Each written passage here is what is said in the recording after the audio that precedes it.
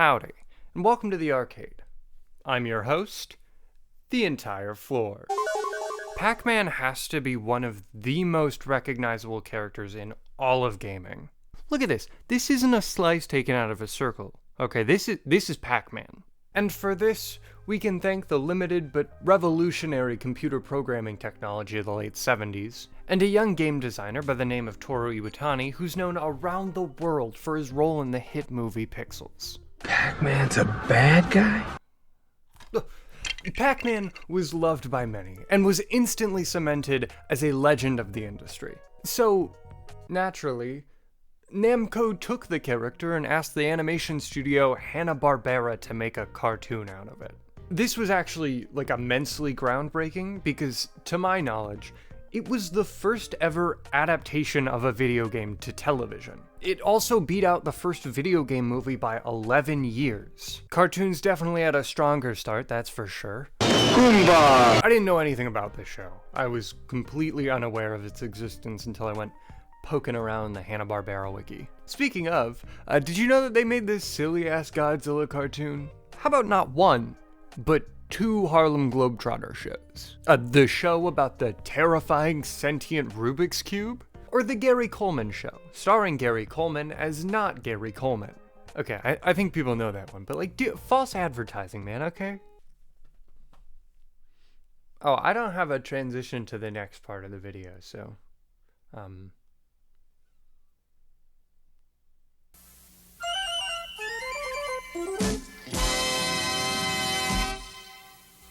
We'll look at a couple of episodes, but before we do, we're going to go over some of the background of this show. It aired for 2 seasons, with each episode having 2 stories in it that played out pretty similarly to all the other episodes. It's a cartoon. Most of them, especially from that time, did this. It premiered on ABC, and it was the highest rated Saturday morning cartoon of 1982. I really have no idea how I've never heard of this before. Developed and written by Jeffrey Scott, who wrote for shows like Muppet Babies, Dragon Tales, and TMNT, it ran for 42 episodes, with 2 specials for Christmas and Halloween also being made.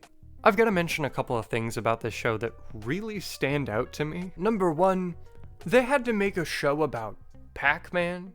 You know, the shape, and the ghosts, and the maze. They had 5 games to go off of, 3 of which were practically the exact same game, and then one of them is just pinball. Don't know about you, but I can feel the creative juices fucking flowing already. Now, to be fair, the cartoon is like a full-fledged version of the little cutscenes that play in the original game, which is both a blessing and a curse. Number 2, Pac-Man isn't actually the main character of the show. He's definitely the good guy, but he's not really the main, focus. The focus of most episodes are actually placed on the ghosts. We follow the ghosts around as they scheme until Pac-Man steps in to stop them. The end of the episodes usually end up with them getting chomped in a variety of ways. Speaking of chomped, good God, they say it a lot. That and power, and pack. God, there's so many pack words. And number 3, the characters are interesting.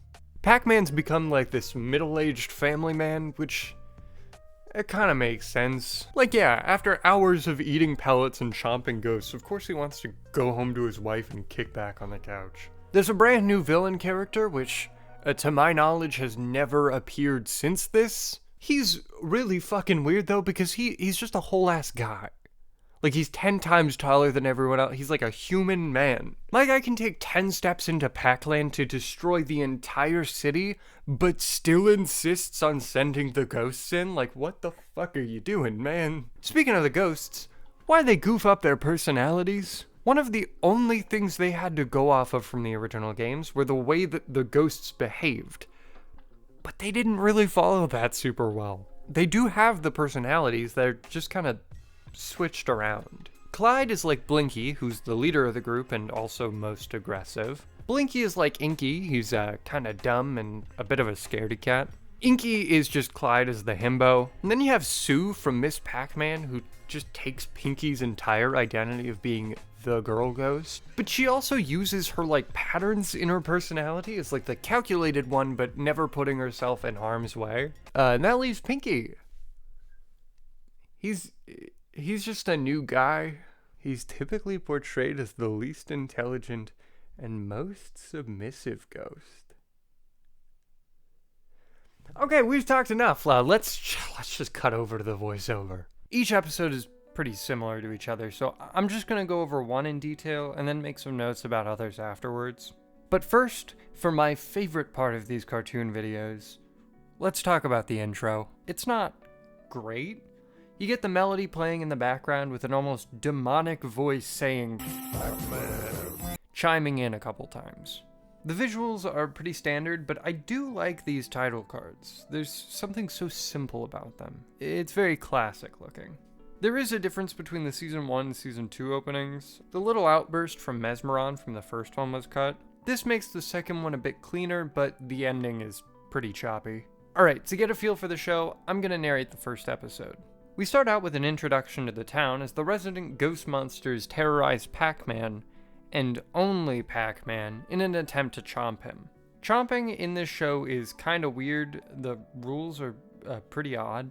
The ghosts can chomp any Pac person unless the Pac person in question has had a boost in power pellets. Witnessing a Pac person gain Pac power through the power pellets causes ghosts to turn purple. Sometimes. And only then can the Pac-powered Pac people chomp the ghost's physical forms away. Ghosts chomping un-Pac-powered Pac people causes a short-term paralysis that can be quickly cured through more power pellets. Ghosts have on multiple occasions claimed to be able to chomp Pac people for good, but of course they never show this in the series. Got that? Good. Also, the chomping is pretty violent with this really loud chomping noise that plays every time. The ghosts end up with Pac-Man in their grubby little mitts, but Mrs. Pac-Man, or Pepper, shows up just in time to give her husband a little boost. Defeated by the power of love, the ghosts head back to their boss Mesmeron and he gives them a new job. They've gotta hold the president hostage. They're really going all in on this first episode. And then they do. Super easily. They lock up the president and broadcast to the entirety of Pac-Land that they have him, and that in order to save him, they have to reveal the location of the elusive Power Pellet Forest. Real quick, we get a shot here that's really confusing. It goes by in seconds, but like, it bothers me. In the broadcast, Clyde's behind a desk, but in the shot before, he isn't sitting behind it, and half of his body is just cut off. Did they not position this right? Like, did they draw it wrong and just have to improvise? I don't know, it just stuck out. Also, when Pac-Man jumps up to go save the day, he's placed in between his coworker and the coworker's chair, which is an incredible party trick. The running windup is really smooth though, so good on them. He shows up and wackiness ensues. Pac-Man helps the president, but he uses up his last power pellet to heal him. Oh my god, do you think he's a Mercy main? Wait, why did I say Mercy? Zenyatta literally has orbs. What the fuck am I? Well, whatever. Pinky uses his gimmick of transformation to pull a Carl Fredricksen and lift the yellow house into the sky.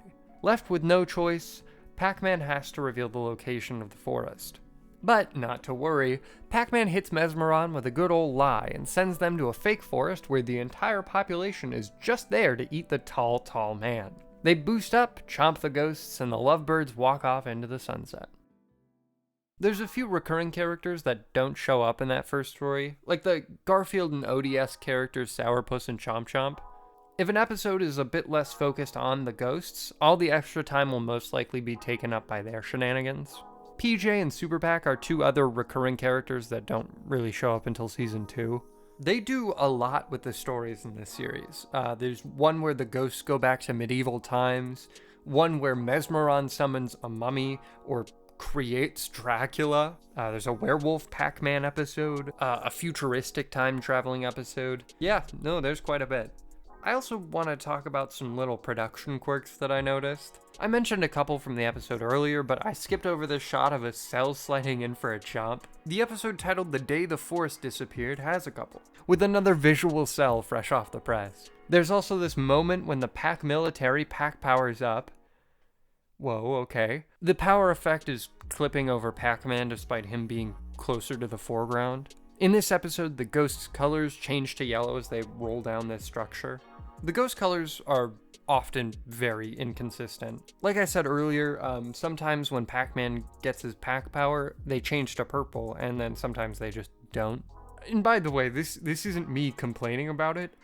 I love it. I love seeing these limitations in art. It's really cool, honestly.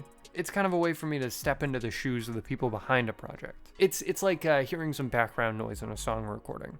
All right, well, back to seeing my face. That's all, folks. Shit, that's Warner. Well, don't I look stupid? I'll give Pac-Man the animated series a 5. It was fine. All right, I gotta get back to work. The last living arcade in the world just isn't the same without me. Adios.